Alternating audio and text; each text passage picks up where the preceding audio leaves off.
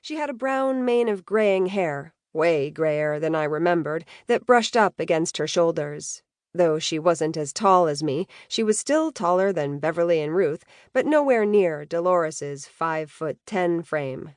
As the youngest of the Davenport sisters, she inherited a bit of all of them: Beverly's beauty, Dolores's darker complexion, and Ruth's gullibility. Amelia Davenport was known as the most free-spirited of the sisters. Free-spirited?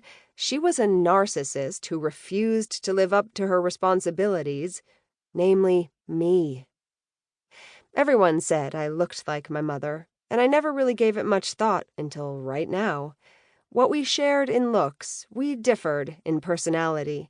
She was selfish and vain, with an excessive need for drama, and I was nothing like her. How does that saying go again? You don't pick your parents? If I could have, I would have picked Ned and Caitlin Stark. How did you sleep, Tessa? Dolores removed her reading glasses and looked up at me. I know we've neglected that part of Davenport House for a long time, she said as she flipped her long gray braid back over her shoulder. She had hard features, sharpened by the passage of years, though her dark eyes were bright and confident. I slept okay, I lied, moving to the coffee maker and pouring myself a cup. Would it be okay if I worked down here on my next contract? If you guys don't mind, of course. I don't want to be in the way. There was no way I could fit a desk in my room. I'd have to work in the kitchen. Of course not, said Beverly, peering at me with her green eyes. She was dressed in jeans and a crisp, low-cut blue silk blouse, her blonde hair resting just above her shoulders. Her makeup was flawless, which made me think she'd mastered a spell for it over the years. With a heart-shaped face and a full mouth, she looked like Marilyn Monroe's older sister. It'll give me a chance to see how you work with Photo Store, she replied. I used Photoshop, but I wasn't about to correct her. I knew my Aunt Beverly cared and was genuinely interested in my work. Thanks. I moved to the table. My mother still hadn't acknowledged my presence as I pulled out the chair furthest from her and sat. Here you go, Tessa, said a smiling Ruth as she flipped 2 buttermilk pancakes onto the plate before me. Her white hair was pulled into a messy bun on the top of her head and fastened with a pencil. The apron she wore today read, "Don't make me flip my witch switch." She leaned forward, blue eyes sparkling, and whispered, I added a whole extra cup of butter just for you.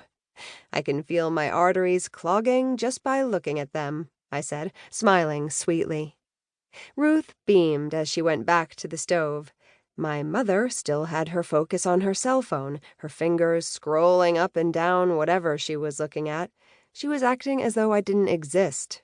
But then again, I was used to that.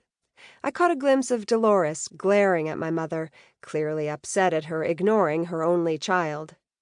I reached for the maple syrup and downed my pancakes in it until they were practically floating in my plate.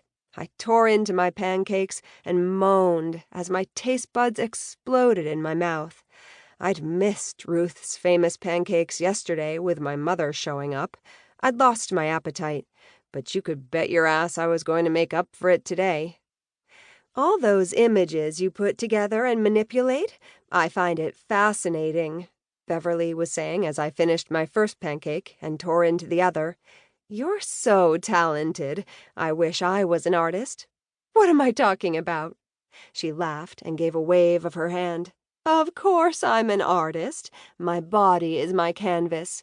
I pose naked at least 4 times a week. She smiled wickedly. Dolores pursed her lips. Naked decoupage doesn't make you an artist, Beverly. It makes you a slut. Ruth snorted.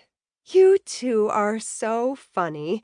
I'm so happy we're all back together again, and right before Christmas, too. More pancakes, Tessa? Ruth spun around with a frying pan still in one hand as she scooped up the golden pancake with a spatula. I smiled, lifting my plate, careful not to spill the maple syrup. Yes, please. She's already had 2. My mother placed her phone on the table. Now I can see why she's gotten so fat.